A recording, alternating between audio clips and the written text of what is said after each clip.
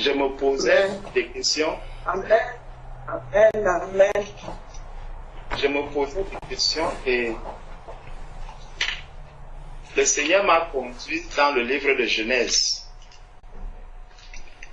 Attendez, je vais vous partager ce que j'ai vu tout à l'heure.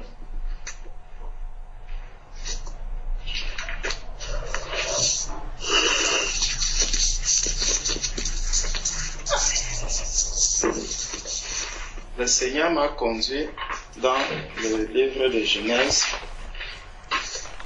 parce que il y a des choses que nous ne réalisons pas encore. Je ne vais pas être là.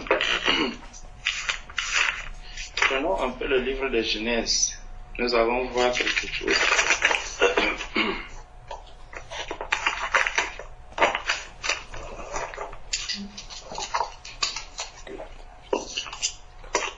Genèse. Regardons un peu la création, comment ce qui s'est passé à la création. Genèse chapitre 1. Il est dit, au commencement, Dieu créa les cieux et la terre. La terre était informe et vide. Il y avait des ténèbres à la surface de l'abîme et l'Esprit de Dieu se mouvait au-dessus des cieux. Donc Dieu a créé le ciel et il a créé, même pas les ciels. Au commencement, Dieu créa les cieux. Les cieux, donc c'est au pluriel.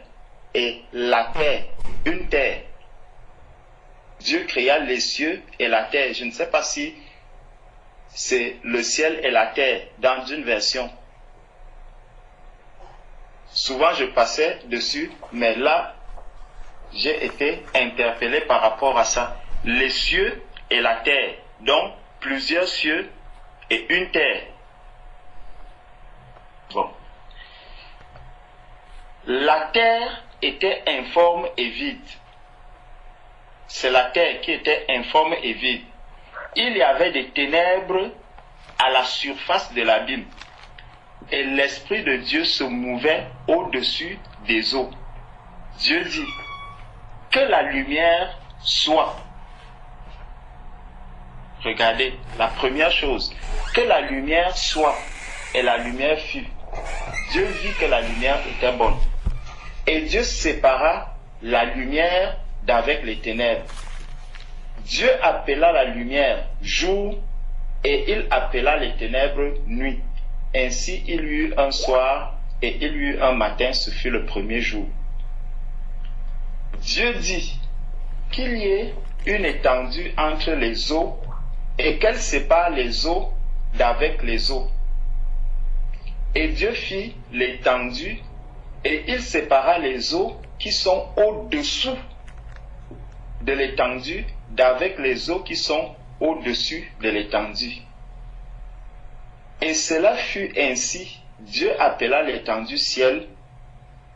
Ainsi il y eut un soir et il y eut un matin, ce fut le second jour. Dieu dit que les eaux qui sont au-dessous du ciel se rassemblent en un seul lieu et que le sec paraisse. Et cela fut ainsi.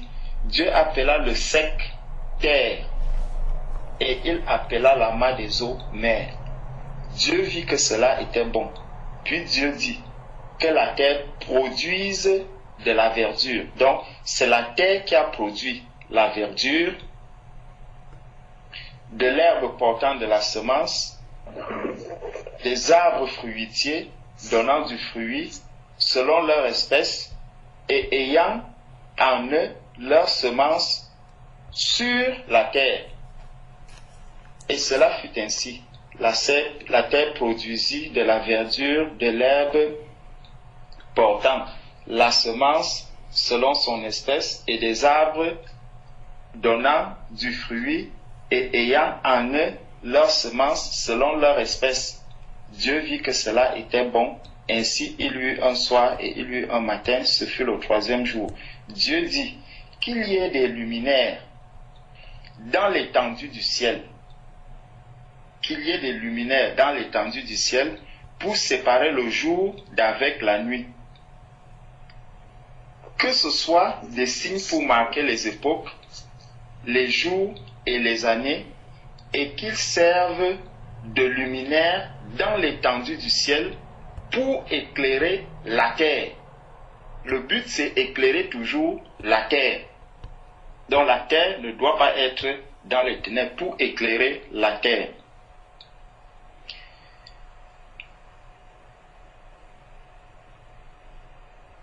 Et cela fut ainsi. Dieu fit les deux grands luminaires, les plus grands luminaires pour séparer au jour et le plus petit luminaire pour présider.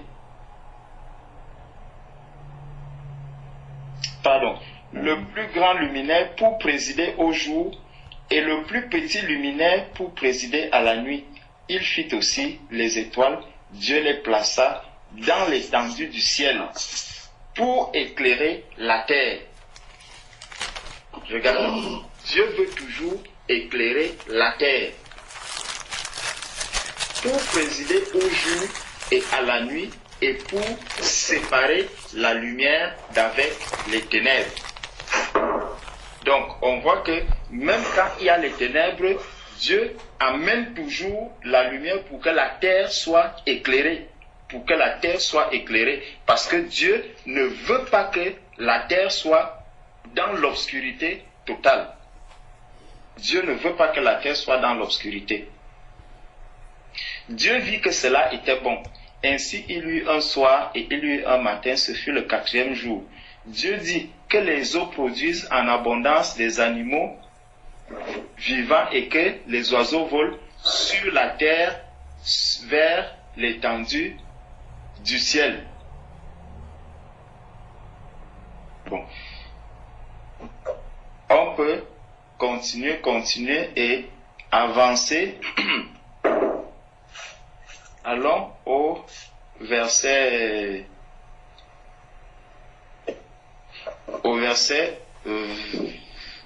25. Dieu fit les animaux de la terre selon leur espèce, le bétail selon son espèce, et tous les reptiles de la terre selon leur espèce. Dieu vit que cela était bon. Puis Dieu dit, faisons donc à notre image, selon notre ressemblance, et qu'il domine sur les poissons de la mer et sur les oiseaux du ciel, sur le bétail, sur toute la terre et sur tous les reptiles qui rampent sur la terre. Sur toute la terre et sur tous les reptiles qui rampent sur la terre. Dieu créa l'homme à son image, il le créa à l'image de Dieu. Il créa l'homme et la femme. Dieu les bénit et Dieu leur dit, soyez féconds, multipliez, remplissez la terre. Jusque-là, on ne sait pas encore d'où est venu l'homme. Dieu, dès le début, il ne veut pas que la terre soit dans l'obscurité. Il ne veut pas que la terre demeure dans les ténèbres. Dieu ne veut pas que la terre demeure dans les ténèbres. Mais la question c'est, jusqu'ici, c'est pour ça que je dis que ça ne va pas être long. Jusqu'ici, Dieu ne nous a pas encore montré quelque chose. Il y a quelque chose que nous allons voir et c'est ça qui m'a vraiment ébloui et montré encore la grâce que nous avons et l'œuvre, vraiment une infime partie de ce que le Seigneur a accompli à travers nous, en faisant de nous ses enfants. Allons dans Genèse au chapitre 2. Genèse au chapitre 2, il nous est dit, ainsi furent achevés les cieux et la terre et toute leur armée. Dieu acheva au 7e jour son œuvre qu'il avait faite. Et il se reposa au 7e jour de toute son œuvre qu'il avait faite. Dieu bénit le 7e jour et il le sanctifia parce que ce jour il se reposa de toute son œuvre qu'il avait créée en la faisant. Verset 4. Voici les origines des cieux et de la terre quand ils furent créés. Lorsque l'Éternel, Dieu fit, la Bible ici, alors, voilà. Ici, il est écrit, lorsque l'Éternel Dieu fit une terre et des cieux, aucun arbuste des champs n'était encore sur la terre. Donc il y avait une terre. Il n'y avait pas deux terres. Il y avait une terre, mais il y avait des cieux. Il y avait des cieux, mais il y avait une terre et des cieux. Aucun arbuste des champs n'était encore sur la terre et aucune herbe des champs ne germait encore, car l'Éternel Dieu n'avait pas fait pleuvoir sur la terre et il n'y avait point d'homme pour cultiver le sol. Regardons ce que le Seigneur nous dit ici. Que lorsque l'Éternel Dieu fit une terre et des cieux, aucun arbuste des champs n'était encore sur la terre et aucune herbe des champs ne germait encore. La raison pour laquelle il n'y avait pas encore quoi? Les arbres et tout le reste, il dit, n'était encore sur la terre et aucune herbe des champs ne germait encore, car, donc la raison, c'est que l'Éternel Dieu n'avait pas encore fait pleuvoir sur la terre et il n'y avait point d'homme pour cultiver le sol. Donc la raison pour laquelle il n'y avait pas toutes ces choses, c'est parce qu'il n'y avait pas encore l'homme. Il n'y avait pas encore l'homme pour cultiver le sol. Mais une vapeur s'éleva de la terre et arrosa toute la surface du sol. L'Éternel Dieu forma l'homme de la poussière de la terre. Il tire donc l'homme de la terre. La terre qui ne devait pas être dans les ténèbres, c'est de cette terre-là que Dieu a tiré l'homme. Mais quand on voit que il y a la lumière qui est séparée, qui est à part. La terre est à part. Mais Dieu veut éclairer, il veut que la lumière reçoive et la lumière éclaire la terre. La terre d'où l'homme va être tiré. Dieu va tirer l'homme de la terre qui est dans la lumière. Je ne sais pas si on voit déjà, c'est que Dieu, le but du Seigneur, c'est que la terre sur laquelle l'homme va être tiré reste dans la lumière. Cette terre ne doit pas rester dans les ténèbres. Bon, il dit, donc, l'Éternel Dieu forma l'homme de la poussière de la terre. Il souffla dans ses narines un souffle de vie et l'homme devint un être vivant. Et l'homme devint un être vivant.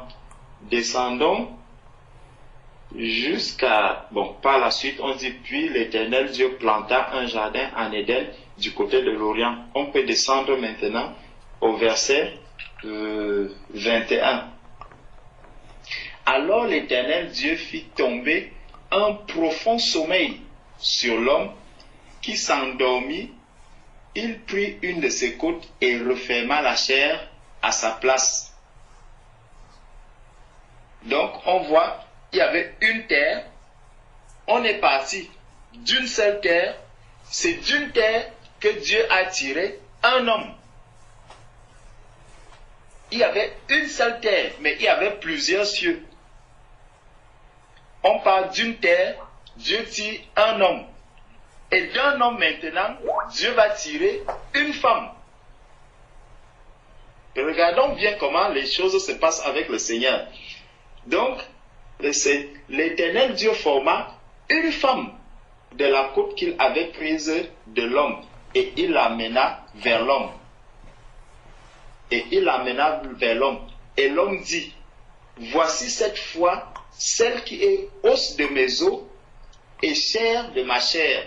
On l'appellera femme parce qu'elle a été prise de l'homme. Elle a été prise de l'homme. Une terre, un homme, de la terre est tiré l'homme, de l'homme est tiré la femme. L'unité. Dieu fonctionne avec l'unité. L'unité qui est dans la lumière. C'est avec cette unité que Dieu va fonctionner.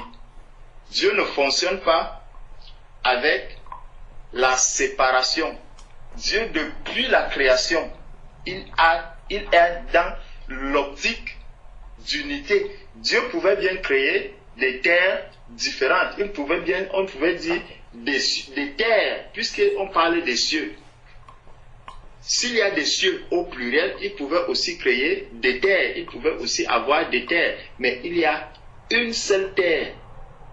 Une seule terre. Mais plusieurs cieux. Donc, l'Éternel Dieu forma une femme de la côte qu'il avait prise de l'homme et il l'amena vers l'homme. Et l'homme dit, voici cette fois celle qui est os de mes os et chair de ma chair. On l'appellera femme parce qu'elle a été prise de l'homme. C'est pourquoi l'homme quittera son père et sa mère et s'attachera à sa femme et ils deviendront une seule chair. Donc, bien que ce soit deux êtres de sexe différents, le Seigneur nous rappelle que ils sont une seule chair. Ils ne sont pas séparés. Donc, vous pouvez les voir deux, mais ils sont une seule chair. Et on voit que dès le début, c'est une. Ils sont tirés d'une terre, ils deviennent un homme et par la suite une femme. Même que, bien que les deux soient là, ils restent toujours un. Et la lumière donc est venue pour éclairer, elle a éclairé la terre sur laquelle l'homme a été tiré. J'ai dit que je ne vais pas être long. Allons prendre maintenant pour qu'on voit la grâce que nous avons. Jusque-là, on a la lumière qui est de l'autre côté. La terre est juste éclairée par la lumière. La terre est juste éclairée par la lumière. La terre d'où l'homme a été tiré. Ça, c'est l'homme à la création. Hein. Ce n'est pas à un autre moment. C'est à la création, lorsque Dieu crée l'homme. Je veux juste qu'on essaye de voir ce que celui qui est né de Dieu est devenu. Quand quelqu'un naît de Dieu, ce qu'il devient en ce moment. Ici, on est à la création. La lumière éclaire la terre. L'homme sort de cette terre qui est éclairée par la lumière. La lumière est ailleurs. Donc, l'homme sort. L'homme est ailleurs, la lumière est ailleurs. Bon. Prenons 1 Jean. Allons dans 1 Jean.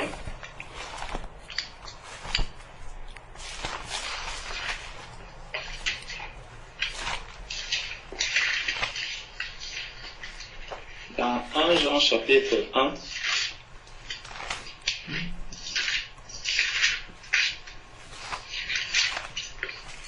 dans 1 Jean chapitre 1, versets 6 à 7. Bon. Si nous disons que nous sommes en communion avec lui, bon, commençons au verset 5. La nouvelle que nous avons apprise de lui et que nous vous annonçons, c'est que Dieu est lumière. Regardons donc. Donc, la lumière qui éclairait la terre, qui éclairait la terre d'où l'homme a été tiré, on nous dit que Dieu est lumière. Et qu'il n'y a point en lui de ténèbres. Si nous disons que nous sommes en communion avec lui et que nous marchons dans les ténèbres, nous mentons. Et nous ne pratiquons pas la vérité. Mais si nous marchons dans la lumière, comme lui-même, comme il est lui-même dans la lumière, nous sommes mutuellement en communion et le sang de Jésus-Christ, son Fils, nous purifie de tout péché. Ça, c'est celui qui est né de Dieu. C'est celui qui est né de Dieu. Voici ce qu'il doit vivre. Voici comment est-ce qu'il doit... voici ce qu'il est aujourd'hui. Voici ce qu'il... Voici sa nouvelle vie. En fait, si je peux dire, si je peux m'exprimer ainsi, voici sa nouvelle vie. C'est que, mais si nous marchons dans la lumière, comme il est lui-même dans la lumière, nous sommes mutuellement en communion. Nous sommes mutuellement en communion et le sang de Jésus-Christ, son Fils, nous purifie de tout péché. Parce que nous cherchons à demeurer dans la lumière. Parce que mon désir est de demeurer continuellement dans la lumière et que je ne veux pas accepter les ténèbres. Je ne veux pas accepter les ténèbres. Dieu, depuis le début, il n'a jamais voulu que l'homme reste dans les ténèbres. Voilà pourquoi la terre sur laquelle l'homme a été tiré est restée dans la lumière. Dieu a voulu que cette terre reste dans la lumière, de jour comme de nuit. De jour comme de nuit, l'homme devait être, la terre sur laquelle l'homme devait être tiré, restait toujours et toujours dans la lumière. Dieu a veillé à cela. Et ici donc, il vient nous rappeler ce que, comment est-ce que nous sommes en ce moment. Je crois qu'il y a un autre verset là. Après, on va voir, on va suivre la parole que Jésus avait donnée. On va écouter comment Jésus parle à ses disciples de qui est-ce qu'ils sont réellement. Et ça, pour qu'on réalise un peu que nous pouvons vivre d'une certaine manière. Mais cette manière de vivre doit nous amener à nous interroger si même, voilà Adam, regardons d'où Dieu a tiré Adam. Ça va nous montrer un peu la perfection, le niveau de perfection dans lequel Dieu nous a amenés. Le niveau de perfection dans lequel Dieu nous a amenés.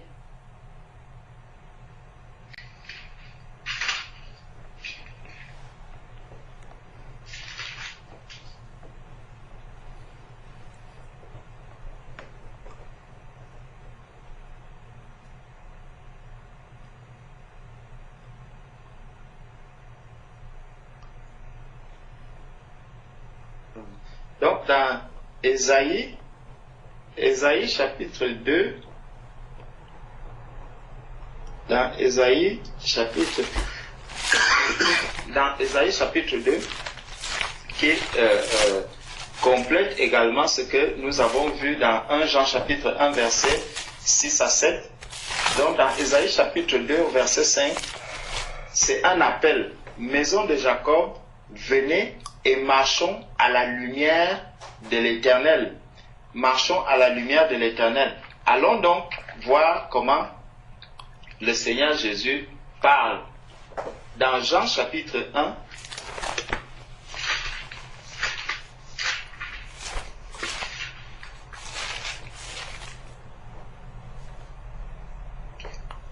Jean chapitre 9 plutôt. Dans Jean chapitre 9,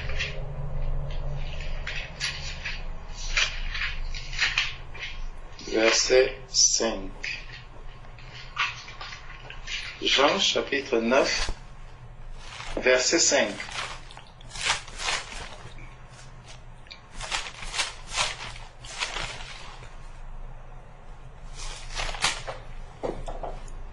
Bon, commençons à la fin du verset 4. Il faut que je fasse, Jean chapitre 9, verset 4. Il faut que je fasse, tandis qu'il est jour, les œuvres de celui qui m'a envoyé. La nuit vient où personne ne peut travailler. la nuit vient où personne ne peut travailler. Pendant que je suis dans le monde, je suis la lumière du monde. Pendant que je suis dans le monde, je suis la lumière du monde. Ça, c'est Jésus-Christ qui parle ainsi. Donc, même lorsque l'homme ne peut pas travailler, parce que Jésus nous dit ici ce que signifie la nuit. La nuit, c'est le moment pendant lequel l'homme ne peut pas travailler. Mais dans Genèse, on a vu que même dans la nuit, il y a les étoiles qui éclairaient la terre sur laquelle l'homme devait être tiré. La lumière. Bon. Colossiens chapitre 1. Colossiens chapitre 1 nous dit que Dieu nous a délivrés de la puissance des ténèbres et nous a transportés dans le royaume du Fils de son amour.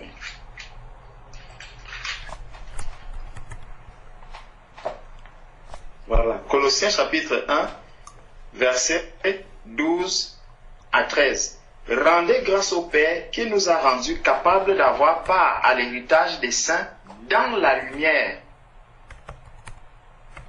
L'homme, Adam, dès le début, Adam n'était pas dans la lumière. Adam était éclairé par la lumière. La lumière éclairait Adam. Adam a été tiré de la terre. Mais la Bible vient nous dire ici que nous avons part à l'héritage des saints. Nous sommes maintenant dans la lumière. Dans la lumière.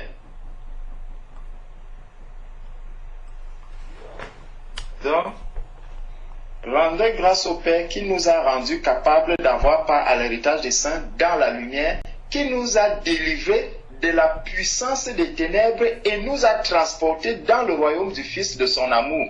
Regardons ici, il y a déjà la puissance des ténèbres parce que après que Dieu ait tiré Adam de la terre, d'une terre et Ève de Adam, par la suite il y a eu le péché et lorsque le péché est arrivé, ils sont tombés dans les ténèbres. Voilà pourquoi ils sont allés se cacher.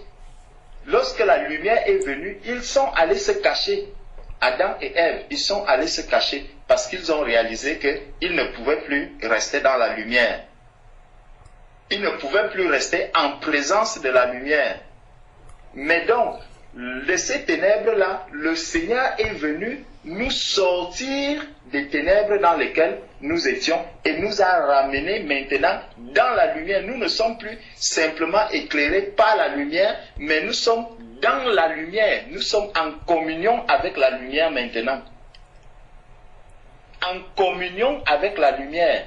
Et la communion que nous avons aujourd'hui avec la lumière, ce n'est plus pour être éclairés même par les étoiles, mais nous sommes continuellement dans la lumière vive. Continuellement dans la lumière vive. Si nous réalisons ces choses, si nous réalisons cela, vraiment nous allons voir la grandeur de l'œuvre qui a été accomplie par Jésus-Christ à la croix. Que l'homme, depuis le début à la création, l'homme n'avait pas ce privilège d'être dans la communion avec la lumière. La lumière était là. On nous dit bien que la lumière était là et elle éclairait la terre. Elle éclairait la terre d'où Adam devait être tiré. Mais maintenant, nous sommes en communion avec cette lumière. Et c'est pour ça que le Seigneur Jésus va dire dans Matthieu 5, au verset 14, le Seigneur va dire: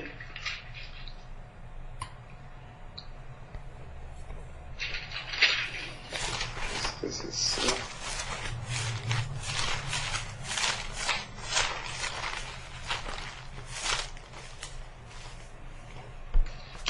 Pardon. J'étais loin, j'étais dans une nichée. Je me demandais est-ce que je me suis trompé.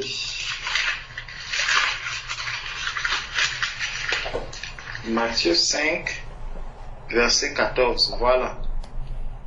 Vous êtes la lumière du monde. Ça, c'est le Créateur qui nous appelle ainsi. Vous êtes la lumière du monde. Regardez Adam au début. Adam était juste éclairé par la lumière. Aujourd'hui, oh Seigneur Jésus, le Seigneur dit, vous êtes la lumière du monde. Regardons d'où est-ce qu'il nous a tirés. D'où est-ce qu'il a tiré le tout premier homme qui est arrivé sur la terre.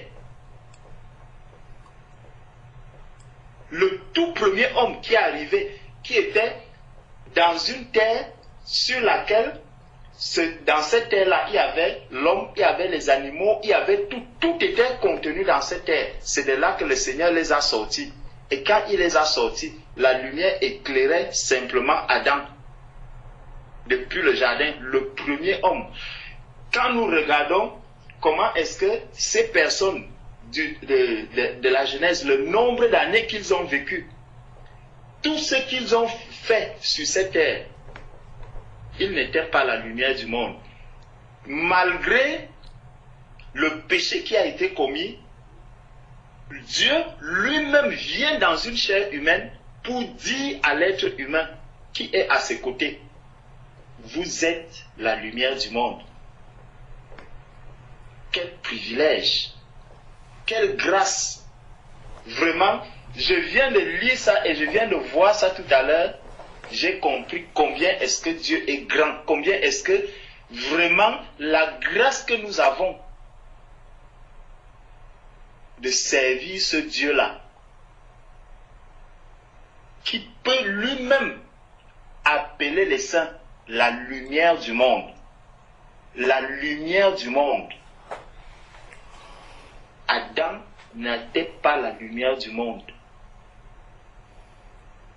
Mais Jésus a dit de lui-même, vous êtes la lumière du monde. Nous sommes en communion avec cette lumière. Voilà mes frères, ce que je viens de lire tout à l'heure. Et j'ai dit non, il faut que je partage cela avec vous. Pour nous encourager encore. Pour nous encourager que ne regardons pas tout ce qui se passe là autour de nous. Celui qui est la vérité, celui qui dit et ne ment jamais, c'est lui qui m'appelle la lumière du monde. Vraiment, que le nom de l'Éternel soit béni. Voilà mes frères, la grâce que le Seigneur m'a encore fait aujourd'hui de comprendre et de réaliser d'où est-ce qu'il m'a tiré, la vie que j'ai menée et comment il me voit aujourd'hui. Vraiment, soyez bénis. Amen. Amen. Amen. Amen. Quelle éternelle soit cette révélation qu'il t'a donnée, frère. Amen. Gloire à Dieu. Amen. Le Seigneur est merveilleux. Il y a une semaine, il m'a renvoyé, comme je t'avais dit, il y a quelques mois, le Seigneur m'a renvoyé la Genèse. J'ai lu la Genèse jusqu'à Exode. Il m'a redemandé de retourner lire la Genèse. Et j'ai dit, Seigneur, je retourne encore lire ça. Et je me suis dit, bon, je vais commencer à lire à partir d'Abraham. Il me dit non, à partir de la création. Et c'est là qu'il attire mon attention aussi, la terre et les cieux.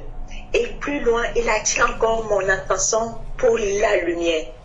Et quand je lis la terre et les cieux, je dis, mais Seigneur, la prière que tu nous as appris, c'est quoi? Je retourne voir la prière que le Seigneur nous a appris. Notre Père qui est aux cieux, et c'est au pluriel. Je vais prendre sur Internet, enseigne-moi.com, il y a la Bible avec les différents éditeurs. Je regarde et il n'y a que 2 qui mettent les cieux au pluriel. Les autres mettent au ciel. Je dis, oh Seigneur, il me montre la lumière. Et il dit, c'est comme ça, vous devez être la lumière du monde. Donc, quand tu as soulevé le problème, j'ai tout simplement dit, Amen Seigneur. Et si le frère Thierry se rappelle, quand on était ensemble le week-end, on en a parlé quand il était en train de sortir et on devait en reparler, mais on n'a pas pu en parler. Donc, je bénis le Seigneur pour cela et Il est merveilleux. Il est merveilleux. C'est tout ce que je peux dire. Il est merveilleux. Soyez bénis, mes frères. Amen. Amen, amen. Gloire à Dieu. Amen. Amen. Gloire à Dieu. Hosanna, gloire à Jésus. Amen. Amen. Je vais faire un petit témoignage. L'enseignement du frère m'a rappelé en fait une prière que je faisais, et j'ai encore été plus éclairée ce matin. Quand j'avais lu le livre de la Genèse, les premiers versets, et il était écrit: la terre était informe et vide. Et je la voyais un peu, je priais dessus en disant: ma vie, Seigneur, était informe et vide.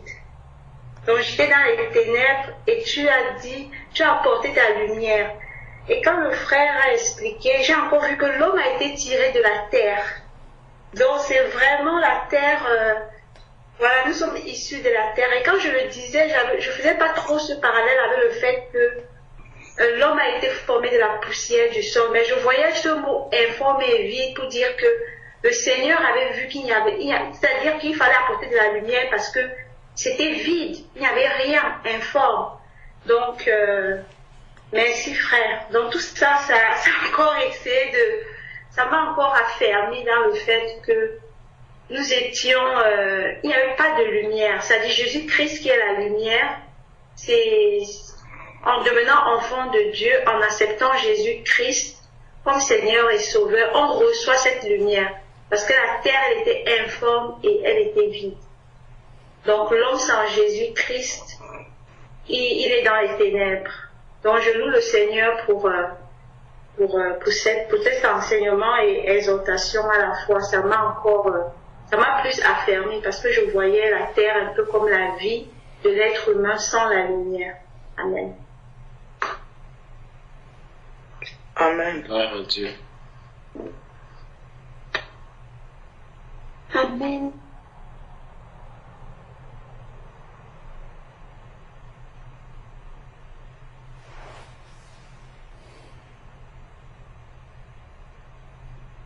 Ça me rappelle un témoignage que j'ai entendu sur un enseignement où il disait en fait que quelqu'un qui était entré dans les dédales dans les labyrinthes occultes et qui en était arrivé à un tel niveau où il pouvait voir les lumières que les gens dégageaient. Et très souvent, il voyait des gens avec des lumières sombres, des lumières violettes. Et il pouvait arriver de temps en temps qu'il voit quelqu'un qui passait avec une forte lumière blanche. Et il disait qu'il avait très très peur de cette lumière-là. Et en fait, voilà, souvent quand je me balade, je me dis, j'espère que je dégage une lumière blanche, que l'Éternel nous aide effectivement à ce que ces paroles-là se répercutent en nous, que nous, la sœur Aïcha qui en parlait bien la semaine dernière en disant, voilà, le déclic, qu'il se fasse en nous effectivement pour qu'on comprenne la profondeur des mots, pour que nous puissions, faire des prières selon ce que l'Esprit nous, attend de nous, pour que nous puissions refléter la réalité des paroles, voilà. Soyez bénis au nom de Jésus. Amen. Amen. Merci, ma sœur. Amen.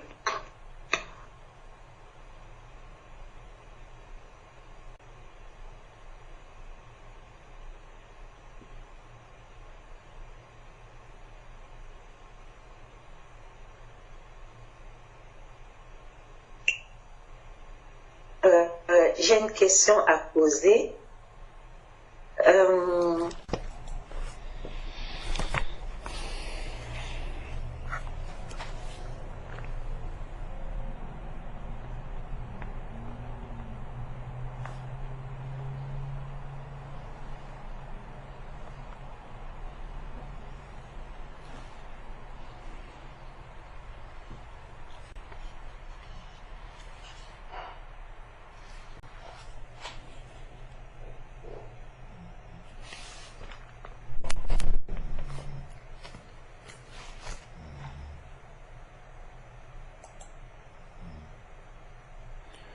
Maman Amélia, tu peux poser ta question.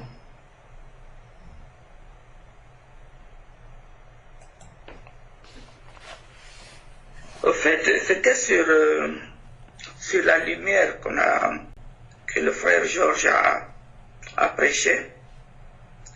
Donc, moi, quand j'étais petite, 20 et quelques années comme ça, quand je marchais dans la rue, il y avait des gens qui, soi-disant, qui avaient peut-être des yeux, je ne sais pas comment on dit, qui me disaient que j'avais la lumière, que plusieurs fois, que ce soit des hommes, des femmes. Oh, tu as une lumière, Dieu t'a mis une lumière. Mais je n'étais pas encore né de nouveau. Donc, c'est là où je me suis posé beaucoup de questions pendant le truc. Mais comment ça se fait que je n'étais pas né de nouveau et je n'avais pas accepté Jésus? Donc, que j'ai une lumière. Donc, moi, je ne comprenais pas.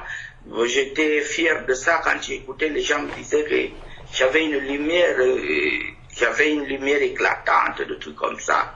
Quand je marchais dans la rue, des gens que je ne connais pas qui me disaient ça. Donc, en fait, c'est ça, je voulais poser la question, est-ce que cela est normal? Et tout ce qu'elle, cette lumière qu'ils voyaient, donc, je vois, ouais, c'était ma question.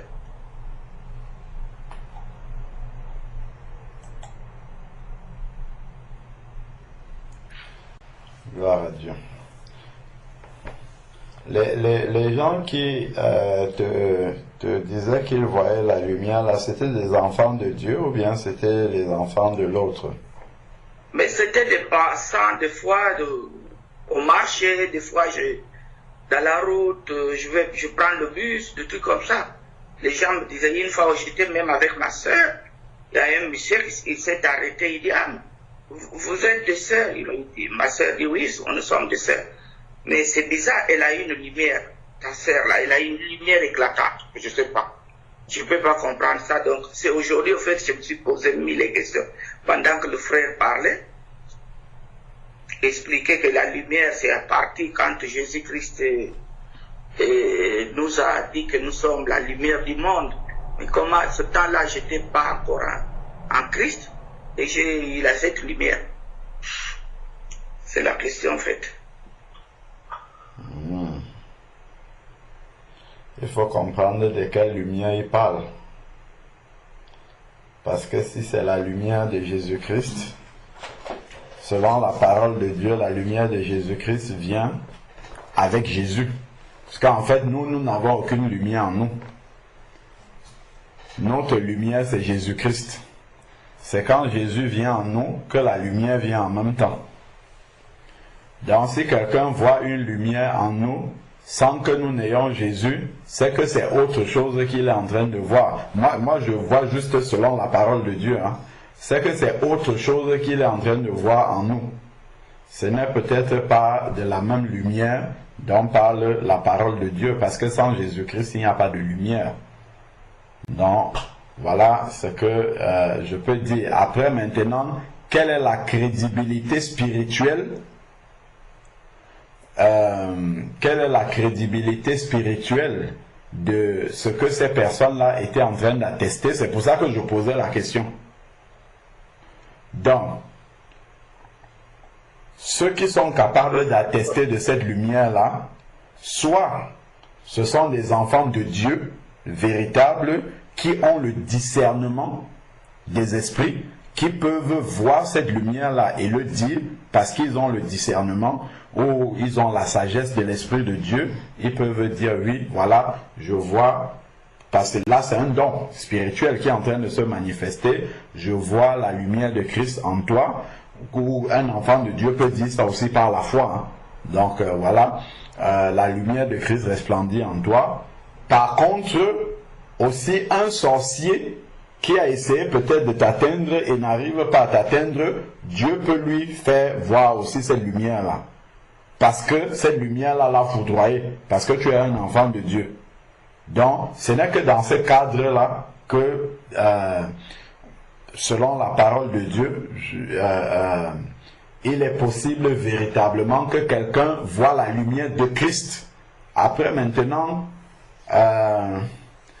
le monde des ténèbres peut avoir aussi ses codes de fonctionnement. Ils peuvent voir quelque chose qui les attire en toi, qu'ils appellent lumière aussi. Donc vraiment, il faut faire attention parce que Satan se déguise en ange de lumière aussi. Donc Satan aussi utilise la lumière. Satan a une forme de lumière aussi, puisque c'est bien dit qu'il se déguise en ange de lumière. Il ne se déguise pas en ange de ténèbres. Donc, c'est pour ça qu'il faut faire preuve de beaucoup de discernement par rapport à ce que les gens peuvent dire. Quelle est la crédibilité spirituelle de ces personnes-là? C'est pour ça qu'il faut connaître l'identité spirituelle des personnes qui ont communiqué ce message-là. Et puis, de quelle lumière est-ce qu'ils sont en train de parler? Ça, c'est très important. Les francs-maçons, par exemple, parlent du grand architecte de l'univers. On peut croire que c'est le Dieu créateur. C'est très très proche, hein? C'est hyper proche. Mais ils ne parlent pas de la même personne. Ils parlent de Satan d'un côté, alors que nous, on parle du Dieu créateur. Si on entend l'architecte de l'univers, on peut se dire que oui, mais c'est le même Dieu, on parle de la même chose. Donc, sauf que eux, ils parlent vraiment d'autre chose. Donc, c'est pour ça qu'il faut, enfin, pour ma part, il faut vraiment juger de la crédibilité spirituelle des personnes qui ont dit cela. Amen. C'est ce que moi je peux répondre sur cette question-là. Amen, amen, amen. Et pour appuyer justement ce que le frère était en train de dire, on peut prendre, prenons un peu Matthieu chapitre 4.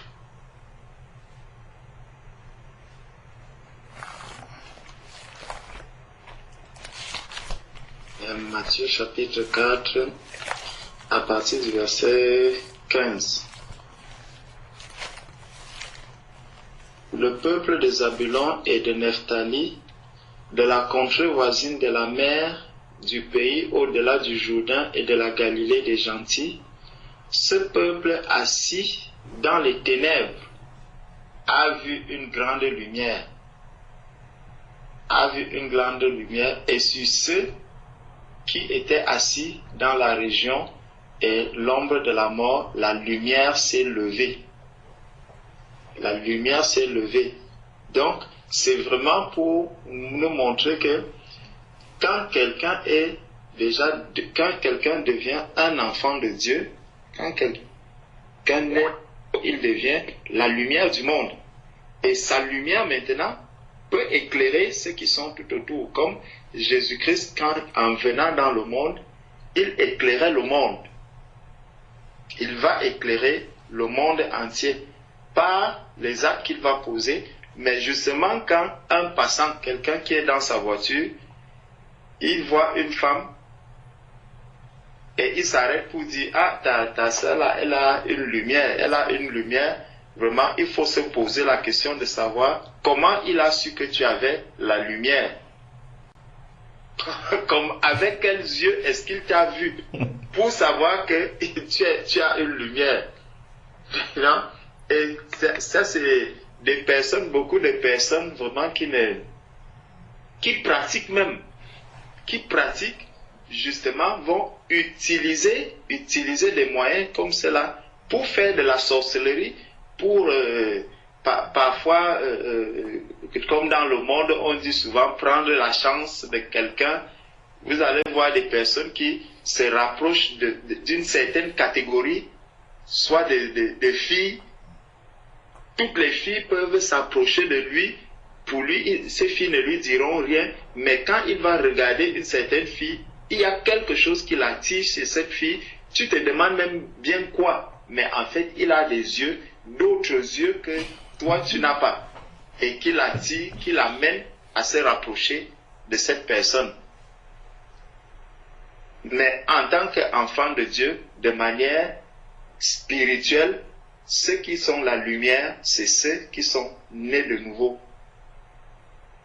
Donc, voilà ce que moi je pouvais encore ajouter pour confirmer ce que le frère était en train de dire. Amen. Amen. Amen. La sœur Valérie demande si la lumière de Jésus-Christ est-elle quelque chose de visible à l'œil nu par les inconvertis. Je crois que... Frère, non, je rapportais la question de maman Amélia pour ceux qui vont peut-être nous joindre après. Ah! Donc j'étais en train de noter les questions pour que, voilà, pour que les personnes qui viennent après comprennent de quoi nous sommes en train de parler. Vous le faites faire. Et non, j'étais en train de... Ok, parce que tel que c'est formulé là, je crois qu'on peut le comprendre également, on peut compléter la réponse qui a été donnée. La lumière de Jésus-Christ est-elle quelque chose de visible à l'œil nu? Quand le Seigneur Jésus dit que vous êtes la lumière du monde, ce n'est pas qu'on va venir avec quelque chose comme ça pour éclairer le monde. Ce n'est pas de cette manière-là. C'est que, par exemple, la joie d'un enfant de Dieu est une lumière. Dans un monde où les gens sont stressés, où les gens sont pensifs, où ils sont abattus, la sagesse d'un enfant de Dieu est une lumière. L'espérance d'un enfant de Dieu où tout est désespéré, où les gens n'ont plus aucune espérance, c'est la lumière. C'est tout ça en fait qui est la lumière. C'est ça que Jésus appelle la lumière. Spirituellement, c'est ça qui est la lumière. Le comportement d'un enfant de Dieu, l'intégrité d'un enfant de Dieu est la lumière. Parce que c'est ça qui révèle en fait que les autres sont dans les ténèbres. C'est-à-dire que les autres agissent mal. La vérité qui est dans la bouche d'un enfant de Dieu est une lumière. Tu vois, c'est tout ça que le Seigneur, lui, il appelle la lumière. Donc si quelqu'un vient et dit j'ai vu une lumière comme ça en toi, bon, c'est pas ça vraiment qui est la lumière de Dieu, la véritable lumière dont parle Jésus-Christ. Parce que quand il dit vous êtes la lumière du monde, après il dit vous êtes le sel de la terre. On comprend, c'est-à-dire que c'est vraiment vous êtes l'exemple du monde. Voilà, en gros c'est ça. Vous devez être l'exemple pour le monde. Amen. Amen. Et j'ai bien aimé le verset que le frère Georges a cité dans Matthieu 5, le verset 16. Donc, ça peut peut-être aider maman Amélia aussi à comprendre. Donc, j'ai bien noté ce verset par rapport à la lumière. Nous sommes la lumière. Amen.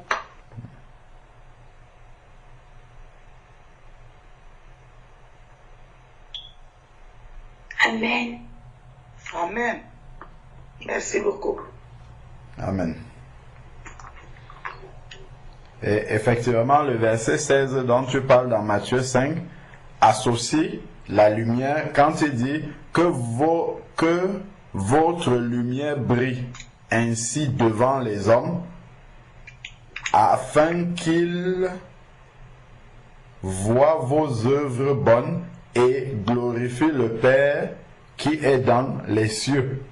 Donc, cette lumière-là, en fait, sont les œuvres bonnes. La lumière dont il est question là, ce n'est pas une ampoule comme ça. Ou bien quelque chose qu'on voit mystiquement, on dit que, hey, j'ai vu dans les yeux de celui-là. Non, c'est vraiment, ce sont ces œuvres-là qui est la lumière. Bon, effectivement, maintenant, comme le frère Georges disait, ceux qui ont d'autres yeux, effectivement, ils voient de cette manière-là. C'est-à-dire que quand ils voient un enfant de Dieu, ils savent que non, celui-là, c'est pas quelqu'un que je peux toucher.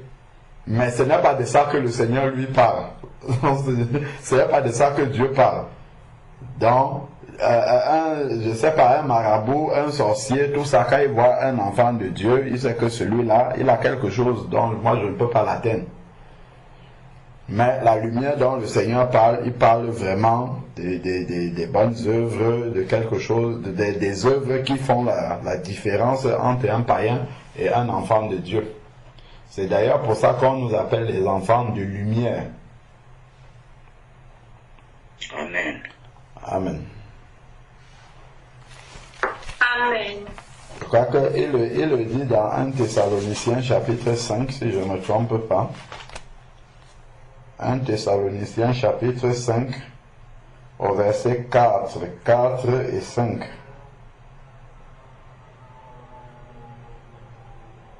Il dit, mais vous frères, donc ce sont les enfants de Dieu, vous n'êtes pas dans les ténèbres pour que ce jour vous surprenne comme un voleur. Vous êtes tous fils de la lumière et fils du jour. Nous ne sommes pas de la nuit ni des ténèbres. Donc voilà, il dit que nous sommes tous fils de la lumière.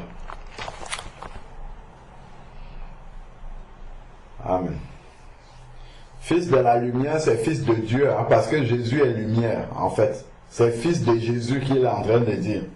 Donc, une lumière sans Jésus, ça là, vraiment, c'est compliqué. C'est très très compliqué même. C'est que c'est une autre lumière, ce n'est pas la lumière de la parole de Dieu. Amen.